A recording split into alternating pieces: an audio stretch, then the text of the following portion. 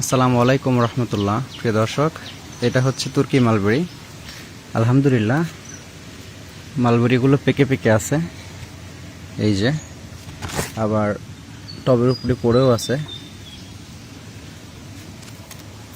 আসলে মালবেরির এটার কোনো সিজন লাগে না, যখনই প্রুনিং করা হয় তারপরে ফল সেট হতে শুরু করে।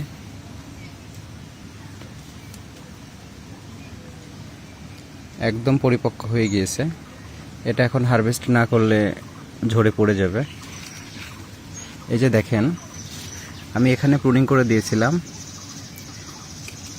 যে ডালটা বের হয়েছে এর মধ্যে ফল সেট হয়েছে। আবার এখানে প্রুনিং করে দিয়েছিলাম, এর মধ্যে ফল হয়েছে। এই ফল পাকা অবস্থা, আবার এখানে প্রুনিং করে দিয়েছিলাম, আবার নতুন করে ফল সেট হচ্ছে। আমি যদি এখানে কেটে দিই তাহলে এখান থেকে যে ডাল বের হবে ওটার মধ্যে আবার ফল সেট হবে। মানে মালবেরি গাছ যত কাটবেন তত বেশি ফল হবে, যখনই প্রুনিং তখনই ফল, কোনো সিজন নেই। জাত তুর্কি মালবেরি।